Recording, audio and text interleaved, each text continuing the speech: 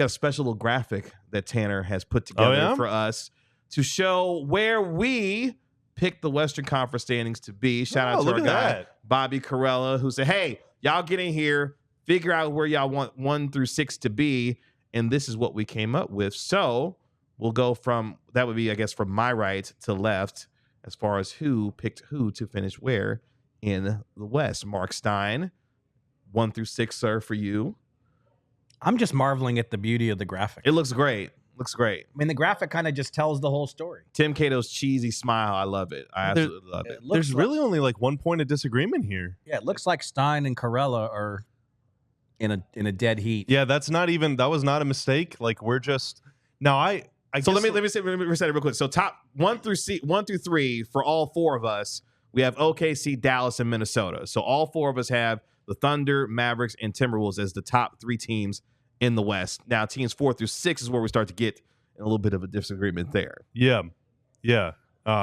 Memphis at 6. Oh, so you want me to cook on Memphis real quick?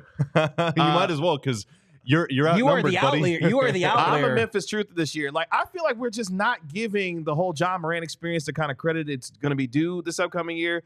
Zach Edey is a legitimate Rookie of the Year candidate, and when you look at their starting 5 with Jaren Jackson, Edey, John Morant, Desmond Bane, and Marcus Smart, you got one of the better starting 5s in the West in my mind. And I think Ja is going to come back with talking about a dark horse MVP candidate. I think John Morant is going to be a dark horse MVP candidate. One of our folks in the chat the other day had Taylor Jenkins as their Coach of the Year potential candidate to win Coach of the Year. But I like Memphis a lot. The question is, can they stay healthy? Injuries ravaged them a year ago. And we know, of course, John Morant was not only played, 9 games, I think in total was last year. But I think Memphis has a chance to rebound quite well. And there's always a team or two that makes a surprise into the top 6. I think Memphis is that team. They're going to be well coached. They got a superstar like Town and John Morant. I think they're a team that is going to be you got to watch out for this year. So I got Memphis finishing. Noah Holm disagrees with the rest of us who are all saying that the Warriors are going to be at 6. Look, I think the Warriors, the way it was put to me by a rival executive looking at their team, was deeper and cheaper. Like, they've lost Klay Thompson, which obviously means losing a piece of your soul, giving his contributions to 4 championships. But the way they've retooled, they have a very deep team. You've heard Steve Kerr talk about, like, he already's told the media, anybody who wants to ask me about guys not playing, you got to give me your rotation because I can't play all these guys. I mean, that's how deep they are. So they are, I think, equipped to get through the season. And what Golden State is trying to do is Golden State is trying to stay a good mid-conference team, good mid-tier team, until they can make the big trade that they tried to make in the offseason and couldn't pull off. They went after Paul George. They went after Lowry Markkanen. They didn't successfully trade for either one, but this is they went after Karl-Anthony Towns as well. This is the Warriors. They are not going to stop. They are going to keep trying to bring in a younger second star because this blows me away. Stephen Curry is going to be 37 in March.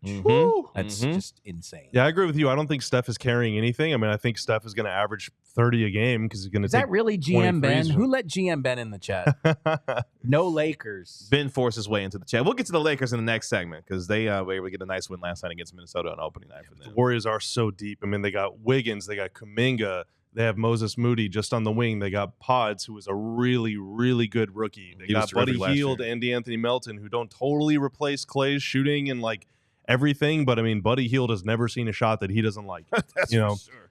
And if they can stay healthy, then I think they're going to just win a lot of games. I just think they're going to win a lot of games. And then, yeah, I'm kind of doing a little forecasting. I think they're definitely going to try and make a trade as soon as possible. So whether it's Cleveland that wants to shuffle the deck chairs or some other team, Star becomes unhappy, or the Bulls are like, how can we lose 5 games in a row real quick? I think the Warriors will happily come knocking. Tim, you had Phoenix 4th. I thought about putting Phoenix 4th. Stein and I and Kevin, you had Phoenix 5th as well, right? I right? had him in 5th, yes. So, Tim, you got to defend yourself now. Phoenix, like Cleveland, is a trendy pick to do more conference damage than advertised. So clearly, to bet on talent. Tim Cato has clearly been swayed by the trendy picks leading into this new season. I love trends. Until they're not a trend anymore, and then I despise them.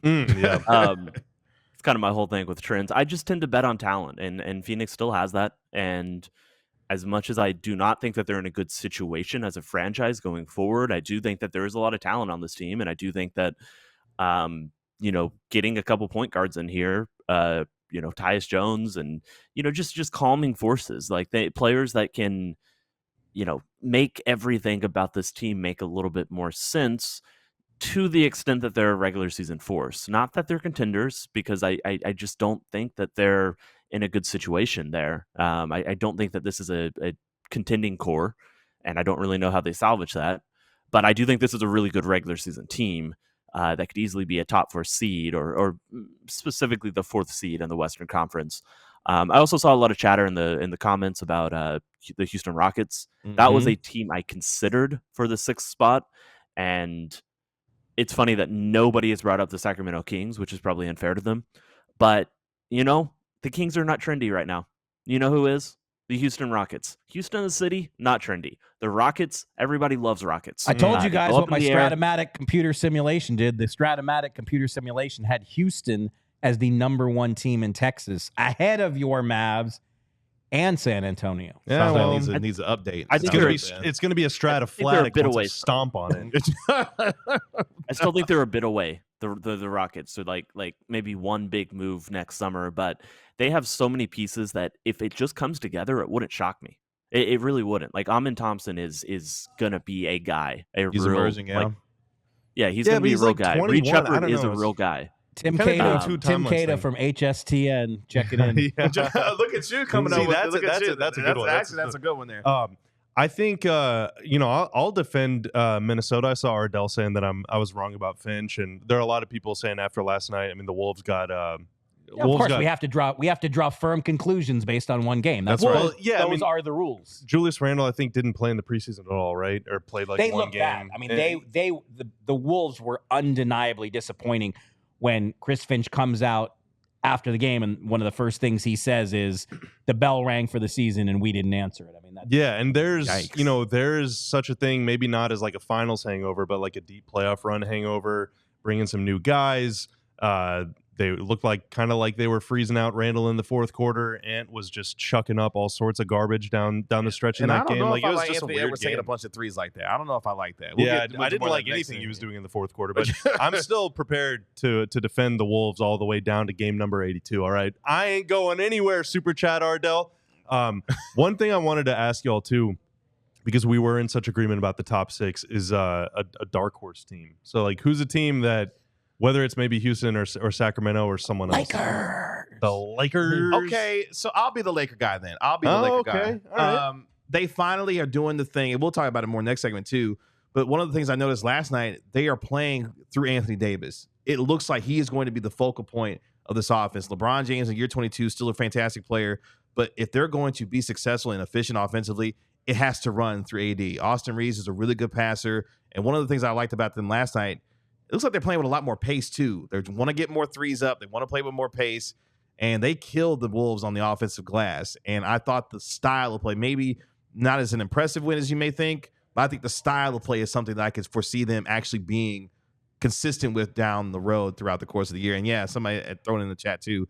Yeah, Charlie threw it in. Yeah, Anthony Davis is his pick for Defensive Player of the Year. He was a monster last night. That was peak AD. Now, I actually came in here today thinking, like, how worried is Bobby going to be? Because, Tatum and AD have surged into the early lead in the MVP race, because we know the MVP chance start on day one. So it's like I'd check out of the race. Luka's now got, he's got some work. He's got some catching up to do with AD and Tatum off to these flying starts. I think if the Pelicans trade that was sarcasm. By the way. I think if the Pelicans trade for a single NBA player that's over 6'8", just like a single guy, one single player that you can put C next to their name, you're not buying Herb Jones at the 5. I actually think that'd be fun to watch. That would have a little bit of juice, but that would be fun. Actually, I think we're gonna see it. I'm buying a Herb Jones plus picks trade for a dang good center at some point. I think the Pelicans are going to have to make a move at some point. And when they do, I think they could win lot of games. You really want to turn Pels fans against you if you even suggest I love Herb Jones. I love Herb Jones, but like no one's trading for CJ McCollum, dude. Like it's over. It's not. Yeah. You can't trade DeJounte. You're probably, I don't know if anyone would trade for Zion. if you want to get better, you got to trade Herb Jones. Trey Murphy is really good. They couldn't move on from Brandon Ingram. Yeah, like Brandon Ingram is on their team for some reason. Yeah. Like they got some weird stuff happening, and they need just literally one guy that is taller than 6'8", and if they can do that, then I like their chances. Tim Cato, we turn to you. I was going to say the Pelicans too, but I think I kind of out of. I was going to say the Pelicans. I can just see the path for them potentially working, which would include a trade, probably that trade. Sorry, Pelicans fans. Since nobody else has brought him up, and because it is very trendy of me, San Antonio. Okay, that is super trendy. Yeah, that's a. I can't wait to see him tomorrow night. Like they are seeing what Chris Paul has left in the tank at 39. How much he's going to organize them. They're going to be over under 4.5 Wembanyama dunks. Over tomorrow night. Under. Over. I'll go under. Vassell being out actually hurts them. It doesn't really affect Wembanyama's dunks. Yeah, I'm going under. Vassell being out does hurt them a little bit out of the gate. I'm going under as well, but like it's going to be 4.4 dunks. So it'll be just under. I don't know how he will dunk. One of his dunks will count as 1.4 dunks. It will the longer this has gone on, I know Tim Cato very vehemently. The last time I think all four of us were together, Tim Cato very vehemently said he doesn't care one whit about the schedule. But I don't know. The longer it's gone on, I love that the Mavs and Spurs are Thursday. Like that all these other teams are playing and we kind of get to settle in. And then Thursday night, I don't know. Just the slow buildup has won me over. One last thing. I see a lot of comments saying that Ingram is the guy that they would trade, or obviously just trade Brandon Ingram, hang on to Herb Jones. You need a team that will trade for that guy. The Pelicans tried that this summer, and it didn't work. Nobody took him. Yeah. I don't know that that's going to happen, man. I just don't know if that's going to happen. In order to you got to trade a player that somebody wants. We all silly like the mayor.